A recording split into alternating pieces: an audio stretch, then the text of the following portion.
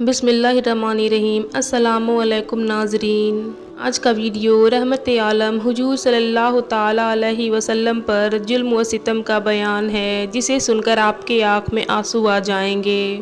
کفار مکہ خاندان بنو ہاشم کے انتقام اور لڑائی کے بھڑک اٹھنے کے خوف سے حضور صلی اللہ تعالیٰ علیہ وسلم کو قتل تو نہیں کر سکتے تھے، لیکن طرح طرح کی تکلیفوں اور ایذا رسانیوں سے آپ پر ظلم و ستم کا پہاڑ توڑنے لگے۔ چنانچہ سب سے پہلے تو حضور صلی اللہ تعالیٰ علیہ وسلم کو کاہن، ساحر، شاعر، مجنون ہونے کا چرچا ہر کوچہ و بازار میں کرنے لگے۔ آپ کے پیچھے شریر لڑکوں کا گول لگا دیا، جو راستے میں آپ پر فپتیاں کستے، گالیاں دیتے اور یہ دیوانہ ہے کا شور مچا مچا کر آپ کے اوپر پتھر پھینکتے۔ کبھی کفار مکہ آپ کے راستوں میں کانٹے بچھاتے، کبھی آپ کے جسم مبارک پر نجاست ڈال دیتے، کبھی آپ کو دھکا دیتے، کبھی آپ کی مقدس اور نازک گردن میں چادر کا پھندا ڈال کر گلا گھونٹنے کی کوشش کرتے۔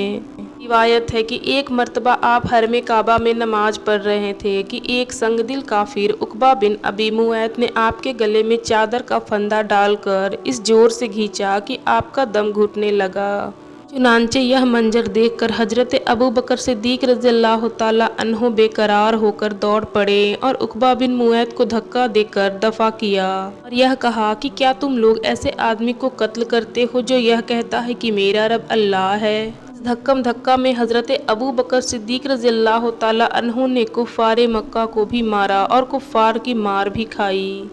کفار آپ کے معجزات اور روحانی تاثیرات و تصرفات کو دیکھ کر آپ کو سب سے بڑا جادوگر کہتے ہیں۔ حضور صلی اللہ تعالیٰ علیہ وسلم قرآن شریف کی تلاوت فرماتے تو یہ کفار قرآن اور قرآن کو لانے والے جبرائیل علیہ السلام اور قرآن کو نازل فرمانے والے اللہ تعالیٰ کو اور آپ کو گالیاں دیتے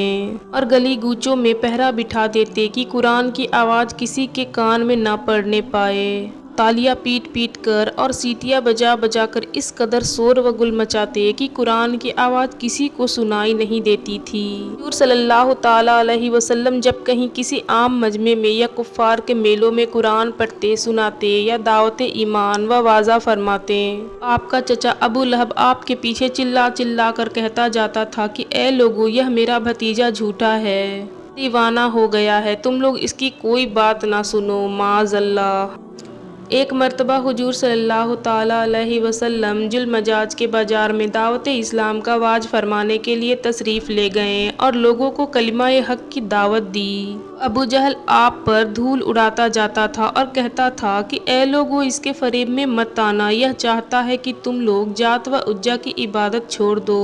اسی طرح ایک مرتبہ حضور صلی اللہ تعالیٰ علیہ وسلم حرم کعبہ میں نماز پڑھ رہے تھے۔ عین نماز کی حالت میں ابو جہل نے کہا کہ کوئی ہے جو آل فلاح کے ذبح کیے ہوئے اونٹ کی اوجھڑی لا کر سجدے کی حالت میں ان کے کندھوں پر رکھ دے۔ یہ سن کر عقبہ بن ابی معیط کافر اٹھا اور اس اوجھڑی کو لا کر حضور صلی اللہ تعالیٰ علیہ وسلم کے دوسے مبارک پر رکھ دیا۔ حضور صلی اللہ تعالیٰ علیہ وسلم سجدہ میں تھے، دیر تک اوجھڑی کندھے اور گردن پر پڑی رہی اور کفار ٹھٹھا مار مار کر ہنستے رہے اور مارے ہنسی کے ایک دوسرے پر گر گر پڑتے رہے۔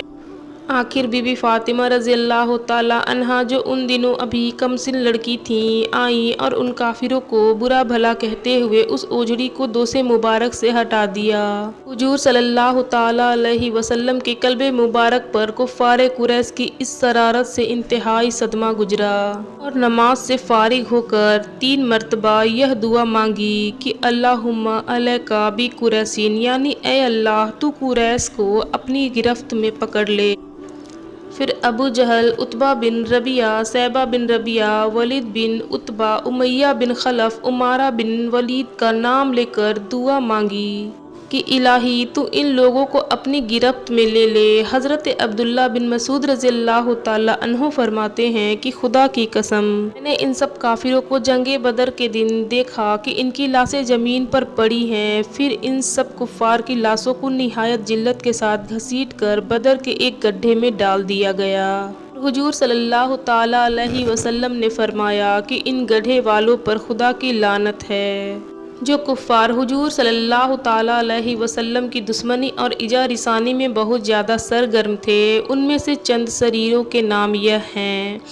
ابو لہب، ابو جہل، اسود بن عبد یغوث، حارث بن قیس بن عدی، ولید بن مغیرہ، امیہ بن خلف، ابی بن خلف، ابو قیس بن فاقہ، عاص بن وائل، نجر بن حارث،